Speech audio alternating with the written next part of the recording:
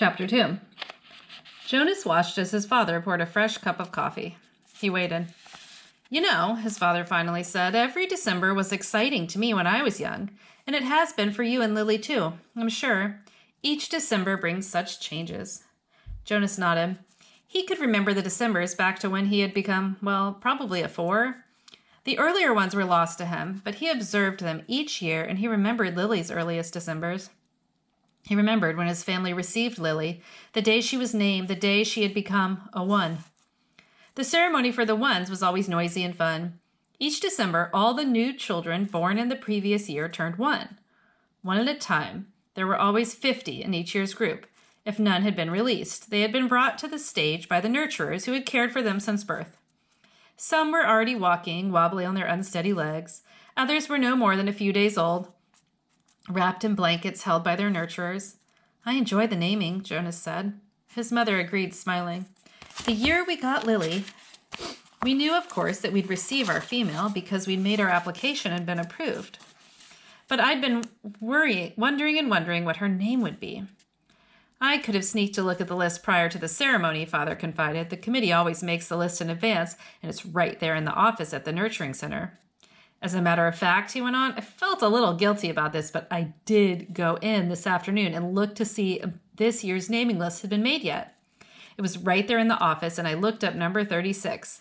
That's the little guy I've been concerned about, because it occurred to me that it might enhance his nurturing if I could call him by a name.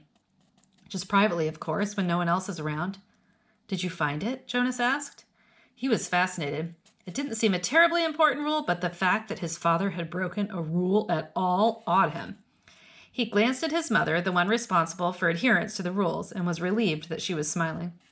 His father nodded. "His name, if he makes it to the naming, without being released, of course, is to be Gabriel.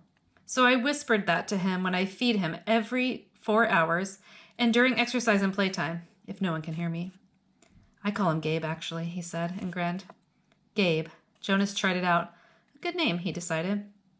Though Jonas had only become a 5 the year that they acquired Lily and learned her name, he remembered the excitement, the conversations at home, wondering about her, how she would look, who she would be, how she would fit into their established family union. He remembered climbing the steps to the stage with his parents, his father by his side that year instead of with the nurturers, since it was the year that he would be given a new child of his own. He remembered his mother taking the new child, his sister, into her arms, while the document was read to the assembled family units.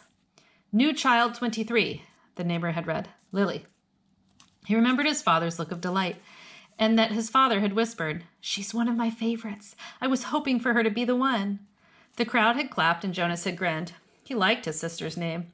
Lily, barely awake, had waved her small fist. Then they had stepped down to make room for the next family unit. "When I was in 11, his father said now, as you are, Jonas, I was very impatient, waiting for the ceremony of 12. It's a long 2 days. I remember that I enjoyed the 1s, as I always do, but that I didn't pay much attention to the other ceremonies, except for my sister's. She became a 9 that year and got her bicycle. I'd been teaching her to ride mine, even though technically I wasn't supposed to." Jonas laughed. It was one of the few rules that was not taken very seriously and was almost always broken. The children all received their bicycles at 9. They were not allowed to ride bicycles before then. But almost always, the older brothers and sisters had secretly taught the younger ones. Jonas had been thinking already about teaching Lily. There was talk about changing the rule and giving the bicycles at an earlier age. A committee was studying the idea. When something went to a committee for study, the people always joked about it. They said that the committee members would become elders by the time the rule change was made. Rules were very hard to change. Sometimes, if it was a very important rule, unlike the one governing the age for bicycles, it would have to go, eventually, to the receiver for a decision. The receiver was the most important elder. Jonas had never even seen him, that he knew of. Someone in a position of such importance lived and worked alone. But the committee would never bother the receiver with a question about bicycles. They would simply fret and argue about it themselves for years until the citizens forgot that it had ever gone to them for study. His father continued. "So I watched and cheered when my sister Katya became a 9 and removed her hair ribbons and got her bicycle," Father went on. "Then I didn't pay much attention to the 10s and 11s, and finally, at the end of the second day, which seemed to go on forever, it was my turn. It was the ceremony of 12. Jonas shivered. He pictured his father, who must have been a shy and quiet boy, for he was a shy and quiet man, seated with his group, waiting to be called to the stage. The ceremony of 12 was the last of the ceremonies, the most important. I remember how proud my parents looked, and my sister too. Even though she wanted to be out riding the bicycle publicly, she stopped fidgeting and was very still and attentive when my turn came. But to be honest, Jonas, his father said, for me there was not the element of suspense that there is with your ceremony, because I was already fairly certain of what my assignment was to be. Jonas was surprised. There was no way really to know in advance. It was a secret selection made by the leaders of the community, the committee of elders, who took the responsibility so seriously that there were never even any jokes made about assignments. His mother seemed surprised too. How could you have known? She asked. His father smiled his gentle smile. Well, it was clear to me, and my parents later confessed that it had been obvious to them too, what my aptitude was. I had always loved the new children more than anything. When my friends in my age group were holding bicycle races or building toy vehicles or bridges with their construction sets or all the things I did with my friends, Jonas pointed out, and his mother nodded in agreement.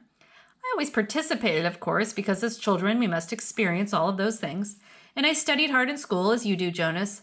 But again and again, during free time, I found myself drawn to the new children. I spent almost all of my volunteer hours helping in the nurturing center. Of course, the elders knew that from their observation. Jonas nodded. During the past year, he had been aware of the increasing level of observation. In school, at recreation time, and during volunteer hours, he had noticed the elders watching him and the other 11s. He had seen them taking notes. He knew, too, that the elders were meeting for long hours with all the instructors that he and the other 11s had had during their years of school. So I expected it, and I was pleased, but not at all surprised when my assignment was announced as nurturer, Father explained. Did everyone applaud even though they weren't surprised? Jonas asked. Oh, of course. They were happy for me, that my assignment was what I wanted most. I felt very fortunate. His father smiled. Were any of the 11s disappointed your year? Jonas asked. Unlike his father, he had no idea what his assignment would be, but he knew that some would disappoint him. Though he respected his father's work, nurturer would not be his wish, and he didn't envy laborers at all. His father thought, no, I don't think so. Of course, the elders are so careful in their observations and selections. I think it's probably the most important job in our community, his mother commented. My friend Yoshiko was surprised by her selection as doctor, Father said, but she was thrilled. And let's see, there was Andre. I remember that when we were boys, he never wanted to do physical things. He spent all the recreation time he could with his construction set, and his volunteer hours were always on building sites. The elders knew that, of course. Andre was given the assignment of engineer, and he was delighted. Andre later designed the bridge that crosses the river to the west of town, Jonas's mother said. It wasn't there when we were children. There are very rarely disappointments, Jonas. I don't think you need to worry about that. His father reassured him. And if there are, there's an appeal process. But they all laughed at that. The appeal went to a committee for study. I worry a little about Asher's assignment, Jonas confessed. Asher's such fun, but he doesn't really have any serious interests. He makes a game out of everything. His father chuckled. He said, I remember when Asher was a new child at the nurturing center before he was named. He never cried. He giggled and laughed at everything. All of us on the staff enjoyed nurturing Asher. The elders know Asher, his mother said. They'll find exactly the right assignment for him. I don't think you need to worry about him. But Jonas, let me warn you about something that may not have occurred to you. I know I didn't think about it until after my ceremony of 12. What's that? Well, it's the last of the ceremonies, as you know. After 12, age isn't important. Most of us even lose track of how old we are as time passes, though the information is in the Hall of Open Records, and we could go and look it up if we wanted to. What's important is the preparation for adult life and the training you'll receive in your assignment. I know that, Jonas said. Everyone knows that. But it means, his mother went on, that you'll move into a new group, and each of your friends will. You'll no longer be spending your time with your group of 11s. After the ceremony of 12, you'll be with your assignment group, with those in training. No more volunteer hours, no more recreation hours, so your friends will no longer be as close. Jonas shook his head. Asher and I will always be friends, he said firmly, and there will still be school. That's true, his father agreed, but what your mother said is true as well. There will be changes. Good changes, though, his mother pointed out. After my ceremony of 12, I missed my childhood recreation, but when I entered my training for law and justice, I found myself with people who shared my interests. I made friends on a new level, friends of all ages. Did you still play at all after 12? Jonas asked. Occasionally, his mother replied, but it didn't seem as important to me. I did, his father said, laughing. I still do. Every day at the nurturing center, I play bounce on the knee and peekaboo and hug the teddy. He reached over and stroked Jonas's neatly trimmed hair.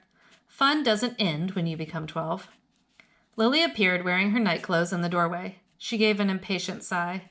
This is certainly a very long private conversation, she said, and there are certain people waiting for their comfort object. Lily, her mother said fondly, you're very close to being an 8, and when you're an 8, your comfort object will be taken away. It will be recycled to the younger children. You should be starting to go off to sleep without it.